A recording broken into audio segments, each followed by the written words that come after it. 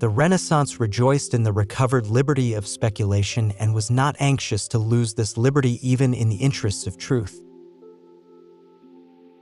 To the modern mind, there is nothing astonishing in the fact that the Earth's orbit is an ellipse, but to minds trained on antiquity, anything except a circle or some complication of circles seemed almost incredible for a heavenly body.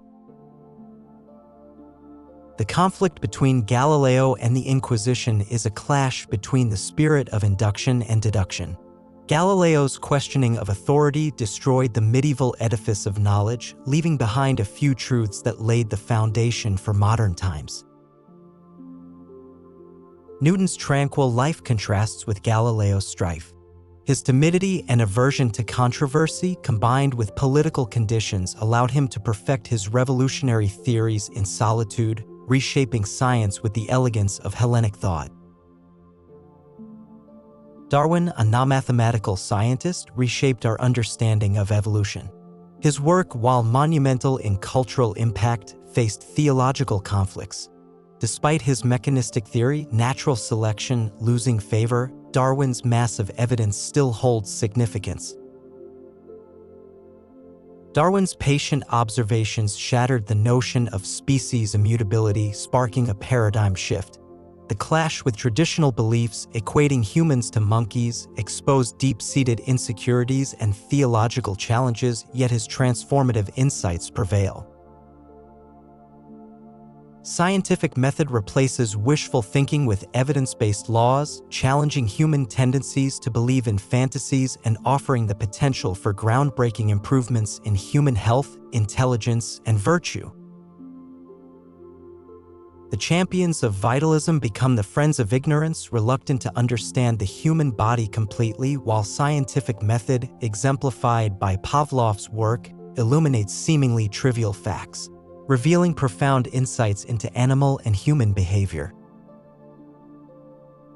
Pavlov's experiments reveal the profound influence of experience on reflexes, introducing the concept of conditioned reflexes as the basis of learning, habit, language understanding, and behavior shaped by the association of ideas.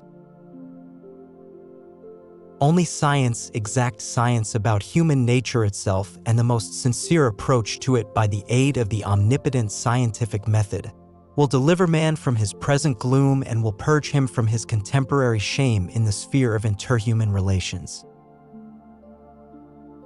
In our fast-paced scientific era, Pavlov's dedication to advancing knowledge, his rejection of perfection for continual progress, and his groundbreaking exploration of conditioned reflexes mark him as a true pioneer in the realm of exact science. In science, a fact's significance lies in its relation to the broader body of knowledge. A scientist's pursuit is to establish or refute general laws, emphasizing the hierarchical connection from particular facts to the universal principles governing the universe. In the journey from Galileo's falling bodies to Einstein's gravitational geometry, physics unfolds the intricate dance between empirical observation and abstract reasoning, reshaping our comprehension of the universe through each law's correction and enrichment. In scientific progress, fact's significance evolves. Experimentation, simplifying circumstances, isolates laws. Accidental revelations like radioactivity's discovery underscore observation and experimentation's pivotal role in unraveling profound truths.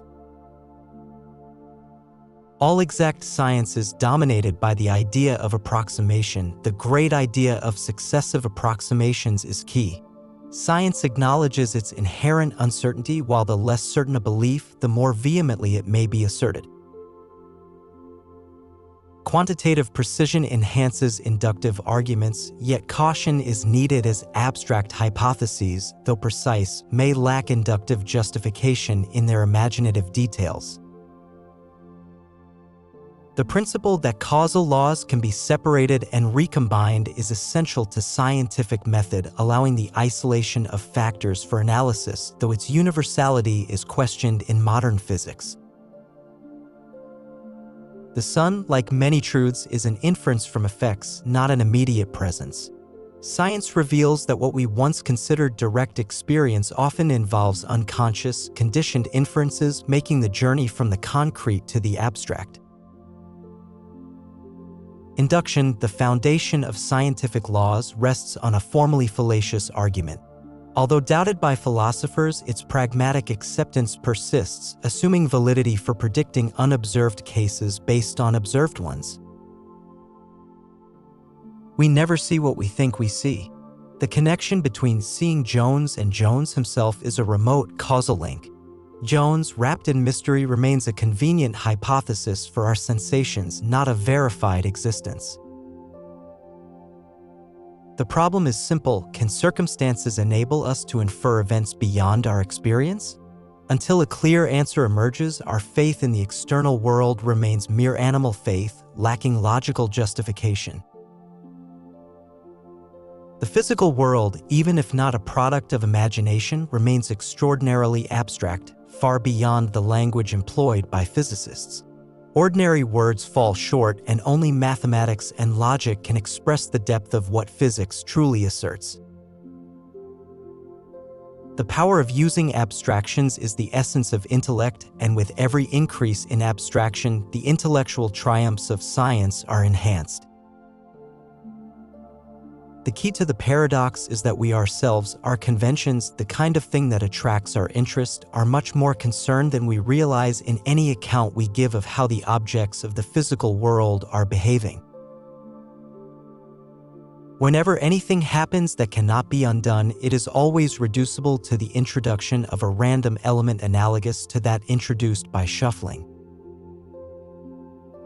The universe is all spots and jumps, without unity, without continuity, without coherence or orderliness or any of the other properties that govern us love.